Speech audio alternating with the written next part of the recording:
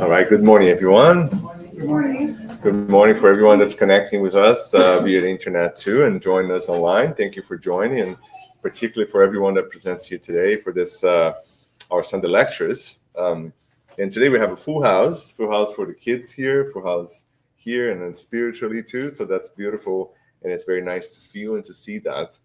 And we're going to have a very interesting conversation today about sustainable life, which Rafael is going to bring to us in a minute. But as we always do in the TSS, we're going to start with a reading, which Daniel is going to help us with, and then followed by a prayer, and then we're going to start writing to our lecture for today, followed by the passes. So again, thank you all for joining us in this beautiful, bright, sunny day and cold day, and let us warm our hearts with our reading from Daniel.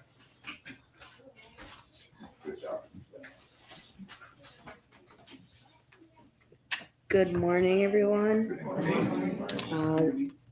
Today I'm going to do a passage that said it's similar to sustainable life. So,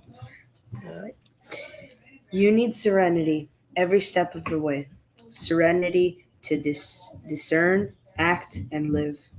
Life gallops ahead. Oh, my bad, I clicked something. Life gallops ahead and changes scenery every minute, requiring permanent serenity so as not to smash people. The person who gets upset and tries to match the cyclopean speed of these days will snap because he is going from one situation to another very fast without even time to adapt to the previous phase. News comes and events pass, problems producing immense emotional, mental, and physical wear and tear. Protect yourself in serenity, preserving the equipment of your existence, which was designed for use, but not for abuse. Thank you.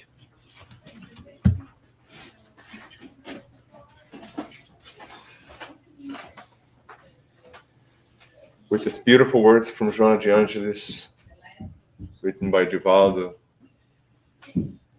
let us elevate our thoughts and our minds to our Master Jesus, our Father, Mother, God. And we ask for the blessings and permission to start our meeting today. We ask our Master Jesus to bless this moment, every one of us present here today, and especially our speaker, Rafael, who can deliver to us the message that we all so much need every day. And we thank for the opportunity we have of being here. And we ask that we could all learn a little bit and put in practice a little bit of what we see and what we learn and what we do in Spiritism every day. Thank you, God, for this opportunity, and so be it. Okay. You're welcome. Thank you, Danny. The message was really good. Morning, everybody. Good morning. So I came thinking today, or not today, this whole week, of how to deliver a lecture about sustainability or sustainable life from the spiritual side. And as I mentioned before, when we are preparing for a lecture, we start seeing that lecture everywhere. Everything connects to that lecture, and we see our daily life under that perspective.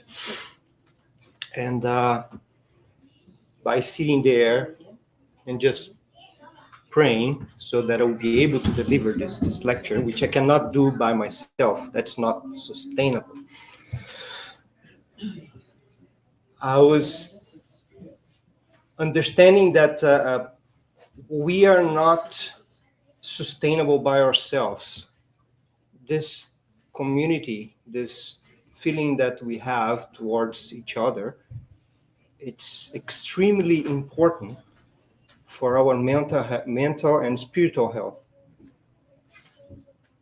And this is directly related to the topic that I want to talk about today. And I would like to start, every now and then, I like to take expressions that we use that have become trivial. We don't even realize the meaning that they have, and bring it back as the center of the concept that we need to understand. We are immortal spirits. We are immortal spirits. That brings connotations that we are not capable completely yet to fathom, to understand, to comprehend. For example, we will live forever. We will live forever. How many times do we think about that? We don't really understand what forever means. We still live our lives based on the cycle of one existence, right? Every time we are born in a particular year, hour, every time we start counting from that time, and every time our planet goes around the sun, we stop and we celebrate, and we sing happy birthday, and we have a cake. And what is the meaning of that? Is another rotation. Why don't we celebrate the cycle of the moon? That's more or less a month. So that will be very annoying. Imagine if you had to celebrate your birthday every month. It's Ask the kids first. exactly. They would love it. They would love it. And so who knows me knows that I really don't like the happy birthday song, whatever language. I don't like it. Everybody clapping and you're there, you don't know what to do, and everybody looking at you. I don't like that. People do just to annoy me. But that tells us that our existence, it's in the core of the way we live our lives. Depending on the number of rotations, we start changing our lives. We start taking more vitamins, and we start going to the doctor more often because we get to that age. It's just a number of rotations. But if we were sequoias, giant sequoias, they live 3,000 to 5,000 years. We wouldn't be celebrating every year. Maybe every century we would celebrate, because otherwise it makes no sense. It's annoying. It's all the time. But from the point of the immortal spirit, what would we celebrate? This might be, why are we thinking about that? That's useless. There's a point. There's a point to that. So even the concept of time, we don't really understand what time is. Time was not created by humans. It was not created by us. We observe what has been created by us is the unit of time. So we use the parameters of our planet, and we see that something is always changing. There's changes everywhere. What do? Okay, so we live in a giant clock, and we identify the parameters of this clock. We separate in sixes, we divide, and then we use as a unit of time. The unit was created by us, but time itself it wasn't. So we just don't know what it is. And what would that mean when we reach a point where we are pure spirits? How would we count that? It's very difficult to comprehend. It's still too far. In the items 112 and 113 from the Spirits book, the Spirits tells us that pure spirits are the ones who are not attached to matter anymore. They are not attached to matter. They are not attached to the planet. That is a little bit scary. Imagine if you're not feeling gravity in your bodies. So there was a friend that convinced me to go to a roller coaster at Wonderland, the big one, Leviathan. And in the very first fall, you kind of, you general relativity, right? So you stop feeling force. So you are in a free fall, so force, gravity force in you is zero. You don't feel gravity. You are falling because of general relativity, but there's no force there, it's zero. And it feels like you have no organs. I don't know, it's my fingerprints are still there in the bottom. I don't make a sound, I don't scream, I don't do anything. And it's terrible. So this is to make a point that we still don't really understand what it is, our own nature of being immortal spirits. But the effort of trying to understand is not useless. It works as a guide to our life. If you maintain that, we know that we can't comprehend the whole thing yet. And that's a good thing. That's a good thing. The fact that the universe, it's infinitely big, or if we assume the existence of a creator or creation, it used to keep me awake at night. It used to really be very difficult for me since I was a kid.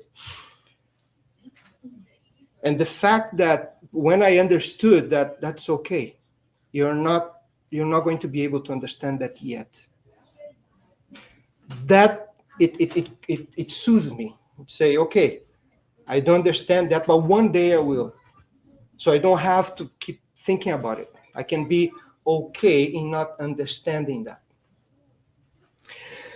But whatever level of understanding we acquire by our own exercise is already something really important because we are driven towards that. The universe, our life, is driving us toward that state. And then can bring meaning to our lives. And then when we talk about sustainable life, nowadays we talk about sustainability all the time, right? But with still the connotation of mortals, of people that have one existence. Because we talk about sustainability to refer to our planet. Our population is growing. Not as much as before. That's an interesting thing, that spiritism and science are never diverging. What diverges is the discipline of spiritists and scientists. It's when we start making personal opinions about this or that, that's when the divergence happens. But if you see in the core, there is never a divergence. So if you see in the book Roteiro from 1952, where Emmanuel says that there are 20 billion spirits on Earth. And then we see that right now we are at 8. And we see the graph, we see that the number of people that are incarnating is severely reduced. It's reducing and is going to stabilize at around 10 and a half. And that's exactly what it goes towards what was written in 52. But anyway, that's a parenthesis. So then we talk about sustainability.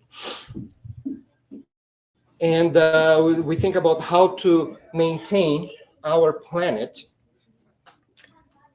with the same atmosphere or the same conditions in where we evolved.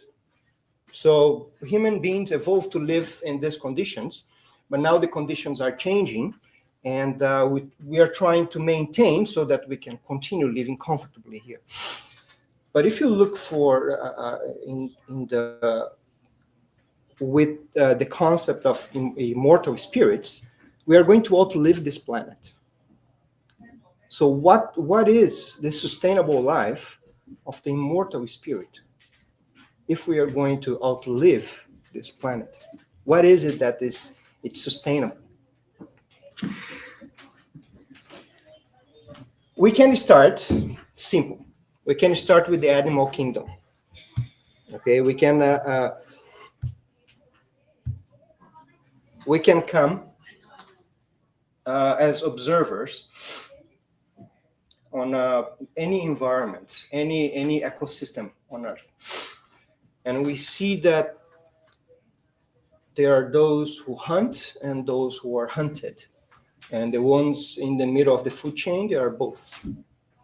And it seems that there's there's a balance in there. It's those who hunt, they only hunt when they're hungry.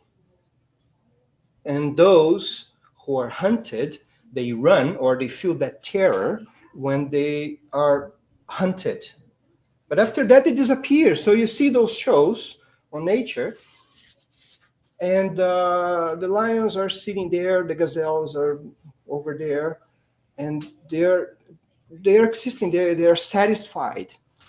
They are happy. We don't see gazelles with mental health issues because of stress. There might be a lion here, there might be a lion there. They forget. And they live in this balance because they live in instinct. So the natural law is acting on them. It's driving their lives.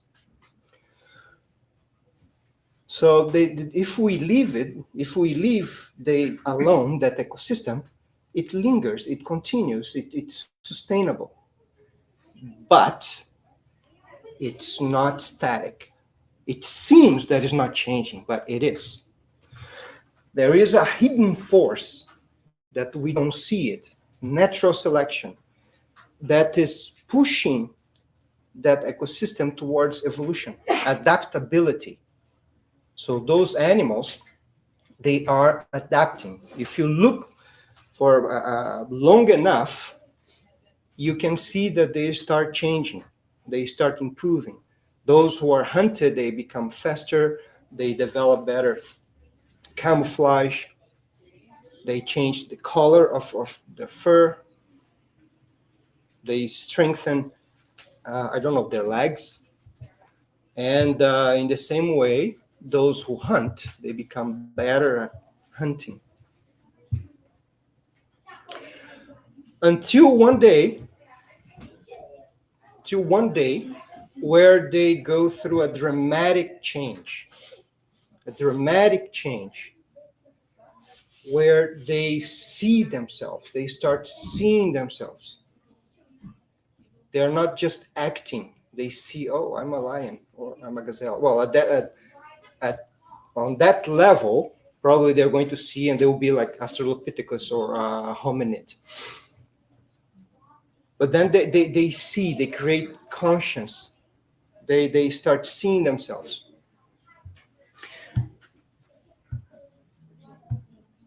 Let me just find here.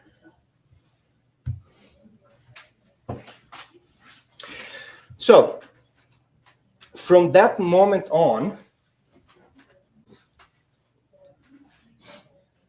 we receive an equipment, a cerebral equipment, that not only can process more information, but we can retain it. We can retain that information and we can build upon it. So we start deducing, we start questioning, and we start developing, making decisions with our own spiritual tools, the knowledge that comes from observation, from science, and the moral that comes from a natural law that is written inside of ourselves that tells us, it tells us in not a very clear way, in a very foggy way, what's right and what's wrong. It tells us that there's something else. We came from something, there's something superior. And then we create mythologies because our intellect, it helps us to decode this inner knowledge that we have that is foggy. It makes it more clear. And according to our intellect, we start building our own truths. So then we create mythologies. We create symbolisms because we keep trying to understand. We know that there's something there. We don't know exactly what it is. But then in this process, then of course, we develop cities, we develop communication, we develop transportation, heating systems, cooling systems. But in this environment, we lose the balance that we once had. The balance that we had, the sustainability that we had in the animal kingdom, where you take what you need and you are satisfied with what you have.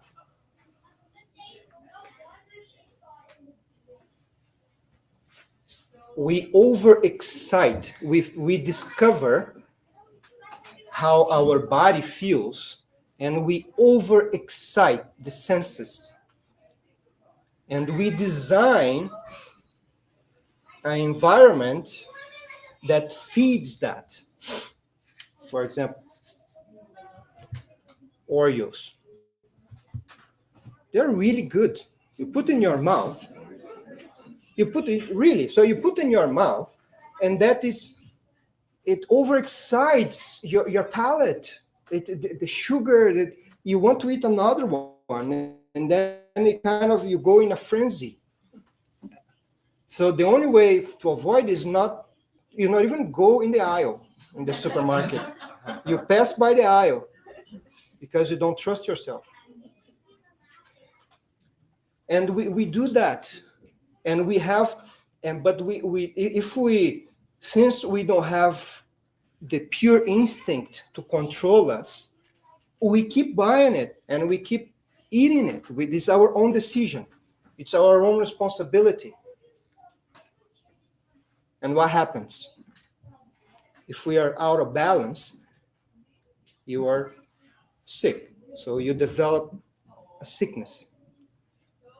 So whatever name you want. So there's several problems that can happen. And this can happen not only with food, but with idleness. It could be something that is really, we have couches that are really good to stay there all day and watching movies. So it's the super excitement of our senses. And how do we bring that still to a life that would be sustainable? Well, first we need to understand that we still carry the instinct of the hunted, and then the hunter. So when the animals, when they hunt, I don't know if you guys observe this in these shows about nature. There's always one that eats first. There is an order of things. They're full of Oreos. They're full of sugar. Kids eat too much sugar. That's true, but you like it, don't you? See? Not as much as they do. So we still carry this feeling of being hunted and being the hunter, and we represent that as selfishness. If you were thinking about survival in the animal kingdom, you don't stop and think, hey, I'm going to leave a little piece for the other animal, or I'm going to run a little slower because the lion is hungry. And so you think about yourself. You think about your own survival. And this is still represented in us. But when we become spirits, we're transformed from intelligent principles to spirits, and we have this intelligence, even though we are young intelligences, where we know how to change nature around us, but we don't know how to live in balance. We don't know how to make it sustainable. When we reach this point, evolution, natural selection, which is mentioned in all, not all, but is mentioned throughout the codification, more clearly after the origin of species, and even more clear in 58 when Andrea Luiz wrote Evolution in Two Worlds, where there's no doubt there's all the details, but they waited 100 years for that knowledge to sink in. So when we reach this point, we call it a different name. Our evolution in the Spirit's book, we use a different term. We call it the law of progress. Because now it's different. Evolution continues and adaptability continues, but not in our physical bodies, in our minds. In our minds, we adapt inside of ourselves. We learn more and more about nature, and the more we learn, the more mental capacity we have to educate the natural law that exists in us, the right and wrong. Interesting enough, I don't know if you guys ever watched or read books about representatives of different philosophies that discuss about the existence of God. There are many. And there are compelling arguments on both sides. And I went through this exercise with myself, not with anybody else, but with myself, which is something that is directly related to a sustainable life. It's to question yourselves, to question your own faith.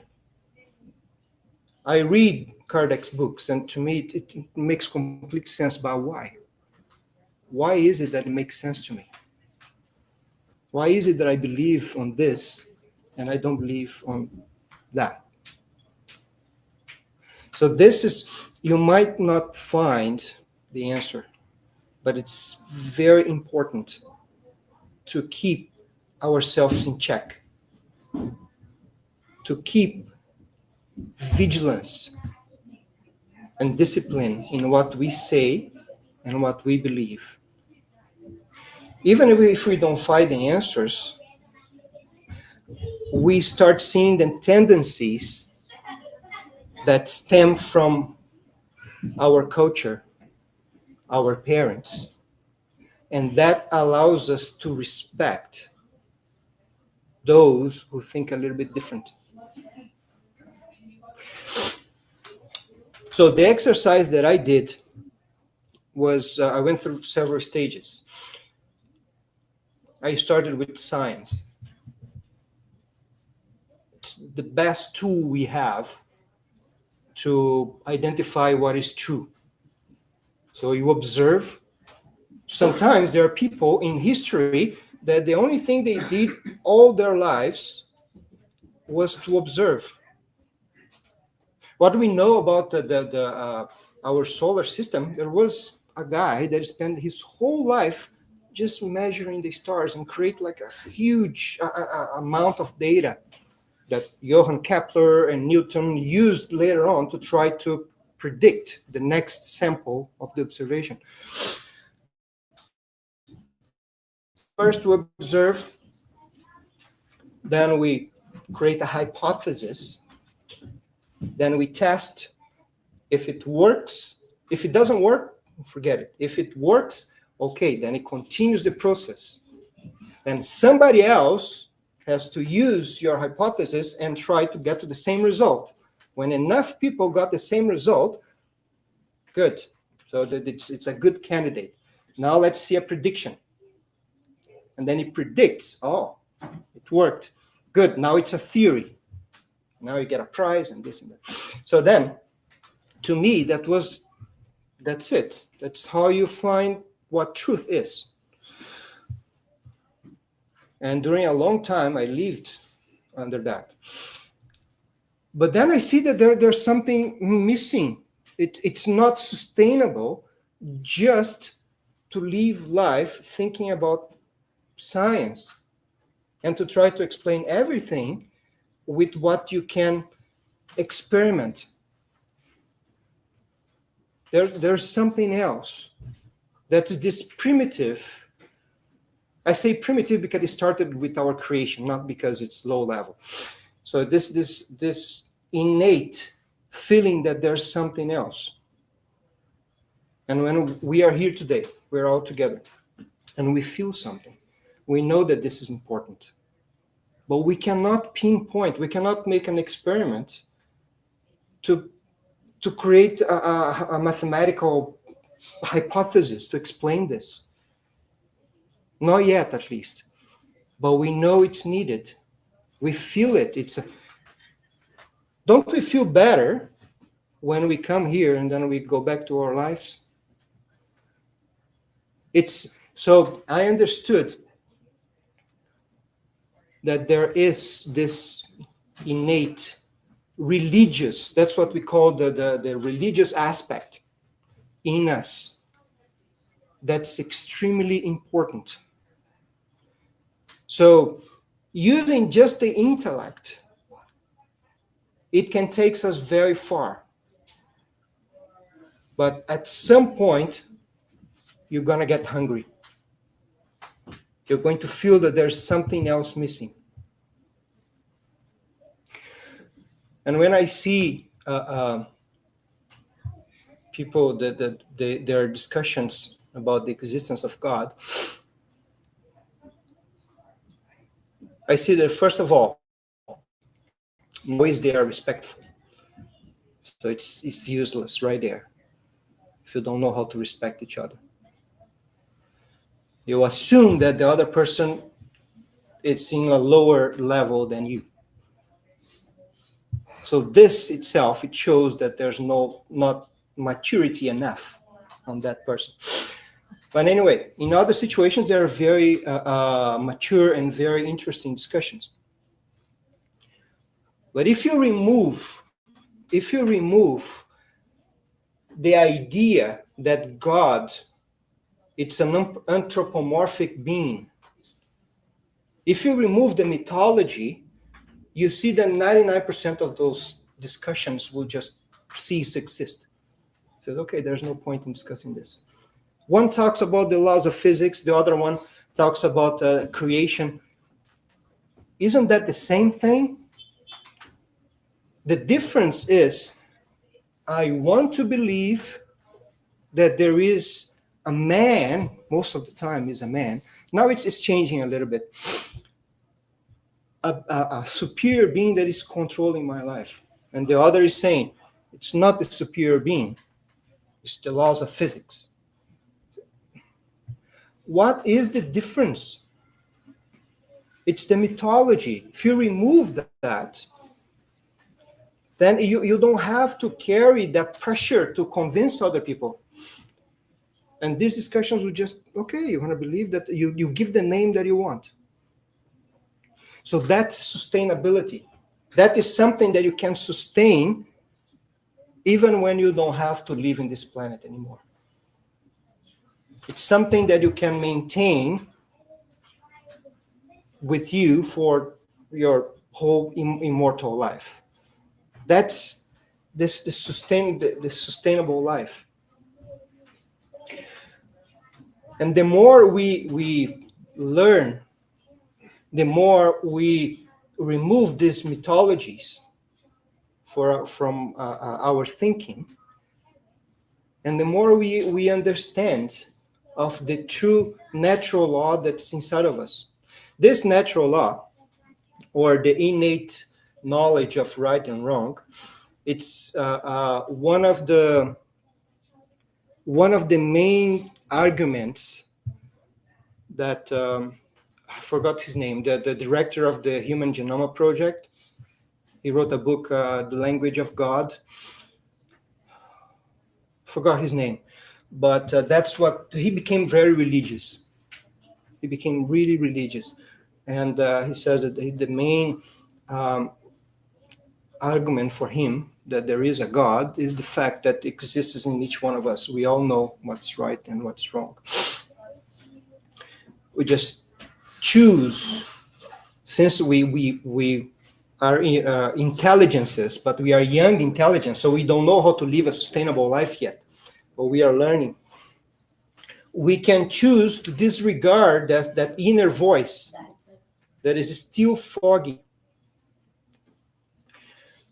But if I ask a question and say, if there's someone, if you need help, if you need any help, let's say car broke down on the shoulder of the road, and you don't have so you have to change the tire, but you don't have a tire rod or a jack, and someone stops by and lends you one, and then you can continue the trip. That feels good for both parties. For both parties. If I see that there's someone needing help and I just decide not to stop, whatever reason, no judging, but something, it bothers us. It hurts inside. So we know what is right and what is wrong. And Jesus already gave us the way to figure out how is it that you want to be treated. If we make a mistake, whatever mistake, how do we prefer that people come to us? Like yelling and pointing out our mistake, or saying, or telling us what the mistake was and giving us the opportunity to fix it? And by the way, you see that all the examples, they only have a meaning if there's interaction between people. So that gives us another hint of a sustainable life. We are never alone, and we are not supposed to be alone. When we pray, who are we praying to? So let's say we pray to God, we pray to Jesus, we pray saints. Who will attend, will come to us? More often than not, family members, people who like us. So we have a mentor of the house, we have a mentor of the Spirit Center, we have a mentor of our lives. We are never alone. To seek solitude, it's not sustainable. We'll feel hungry. Well, we know that. We remember the pandemic, right? The pandemic was a huge exercise for human beings to understand that we need each other. It is difficult. Yeah, sometimes it's difficult. We are like porcupines. We poke each other. That's why we need to develop indulgence. That's another point. So that's why I say that if you think on the immortal spirit, you think on our own immortality, you're going to see points that will allow you to live a sustainable life. You can't live a sustainable life if you don't forget every time you're poked. Every time someone pokes you, Because most of the time it's not something big, it's something small. And you don't forget, you keep that inside of you. That's not sustainable. You are an immortal spirit. Imagine if you do that for all immortality. What kind of life is that? Forgiveness and indulgence, it's what makes it sustainable. Another thing that is incredibly important. I mentioned before, natural selection, law of progress. Embedded in these two is constant change. Constant change. You embrace the fact that things will change. Everything will change. Including, we think that most of the time we understand, yeah, okay, I accept that everything is going to change, but not in my life. I'll give an example. Spiritism. We have been doing things the same way for years and years. But Spiritism also will change. When Kardec wrote these books, he named the basic books, not the only or the sacred books. It's the basic books. It gives you a base for understanding. There is spiritual knowledge. Spiritism is us learning with the instructions that come from the spirits. Always questioning. We don't, in the same way that we don't accept everything that we read, everything that we listen, everything that we see, we question every book, we question everything that we read, and everything that we hear. Otherwise, it's just a book. We could be reading anything else, but we have to question. We have to make it knowledge. If you just read, that's just information. When you internalize that, you reflect on that, and then that makes sense to you. That's knowledge, and that's Spiritism. So Spiritism is always growing, and it grows with science. The more we know, the more the Spirit tells us. There was a book published in 2020, On the Way to a World of Regeneration, by Manuel Filomeno de Miranda. The last one of the 3 books of the planetary transition. And in that book, there's a mentor, there's a spirit that is giving a lecture. His name is Spinelli. And he says that the time, it talks a lot about the time that we are living right now, the changes that we're going through. And the spirit says, the time is coming when the communication with the spiritual world will be very easy. It will be very easy. It doesn't give any specifics. But from the rest of the book, the hint is that everybody will have access, and we're not going to need mediumship. We can make up some ideas. For example, imagine if I'm able to access or to receive communications in my cell phone.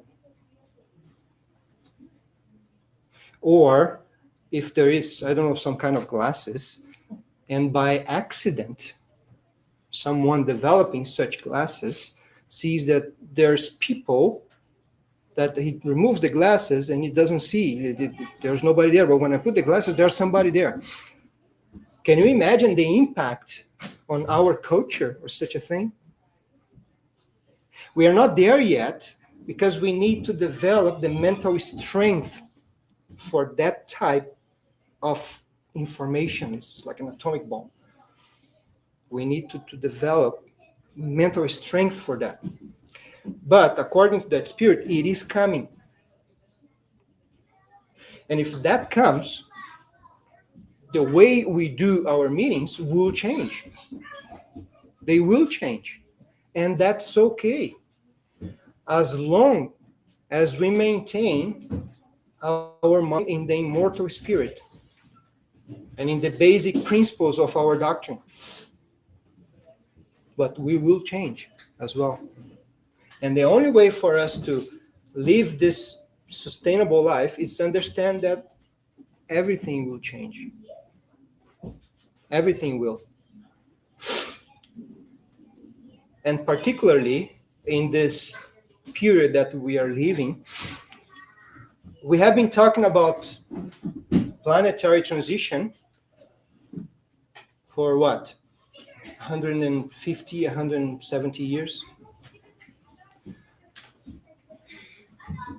We read, so if you read the last chapter of Genesis, you see, and then you see that reflected in the gospel, and you see that reflected in the books by André Luiz, by Emmanuel, by Manuel Filomeno de Miranda, and the immense work that they are doing, it's incredible. So I recommend everybody to read the books from Manuel Filomeno de Miranda. And this change, it's important, and here's the part that I would like to stress more than anything. It is good. It is good. The world, our world, it's getting better. I know that sometimes it may not seem so, but it is getting better. We are improving. Most of the times, the most ignorant are the ones who have the louder voices. But if you pay attention and if you seek, you see that there's a lot of good people in the world. A lot of good people. More and more. That want peace, that want to live in fraternity. And then if you need, we'll help you. In the current state of our planet, we have more good people with bad habits than bad people. Most of the time, this is bad habits. One simple example. In my company, we have a filter that everybody takes water from that filter. But you have to put water back from the tap so that the next person can take water as well. And every time I went there, it was empty. Someone came with a large bottle and emptied the filter. And, wow, man. And I was always filling up. Then I printed out a label.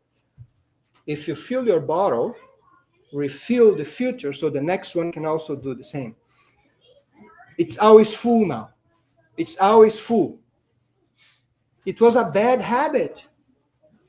It's just a bad habit. It's not bad people. It's a bad habit. And this is us. How do we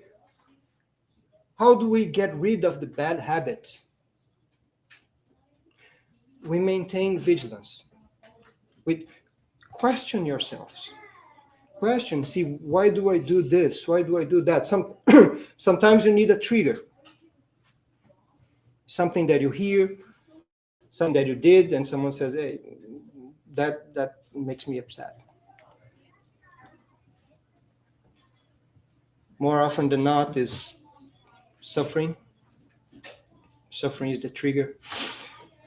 But if you maintain questioning yourself, why do I believe in what I believe? Why do I act the way I act? What is the meaning of my life? Think about immortality. Think about the immortal spirits. Think about your own immortality. That's what it has to be sustained. The money that you have, everything that is matter is important. It's important for your life. And it's okay to work for it. But that's not the meaning of our life. The work to get there is maintain maintain your mind always active. Don't let your mind go idle. By all means, we all have to rest.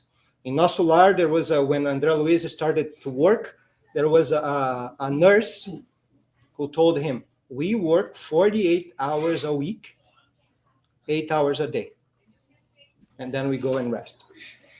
So the nurse told André Luiz, because he was very eager to start working. I don't know. Now you stop and we're going to go rest. So we have to rest. But after you rest, go back to work. Whatever work, the work that you have is the work that was assigned to you. If you feel that you want something better, by all means, work for it. But don't seek idleness. That's when the problems start. Idleness, it's not sustainable. It's not sustainable. You can't be idle for your whole immortal life. Once we reach a state where we don't have to be attached to this planet, that's when we're going to have the most work. And the interesting thing is, we will love it.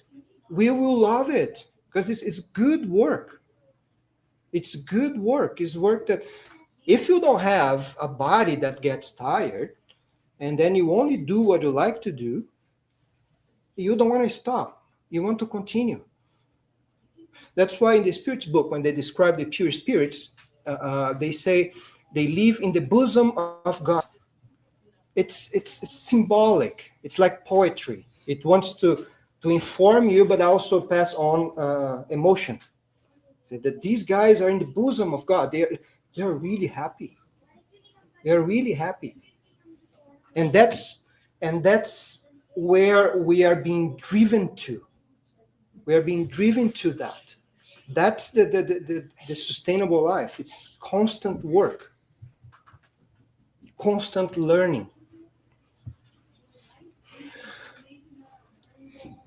And when we look at our planet, we see that is starting to materialize. It is getting better. So my suggestion today is that we try to maintain positive mindset. Positive mindset. And with our example, we can contaminate others with our positivity. And vigilance. Vigilance. Today, so we are living on a moment where information is everywhere. Everywhere, all kinds of information. So we need to maintain vigilance. What is good and what is not. Especially with social media. It could be good, it could be bad. We are the ones who need to learn to filter that. But remember, this is very important because we never had in recorded history so many suicides as we are having now, and mental health issues. And that's because people are losing hope. They are hungry for this religious feeling, this need that we all have to connect to each other, to connect to something bigger than us, to understand the meaning of our lives. And the only thing that can be sustained is if we keep as our compass our own immortality. Thank you, guys.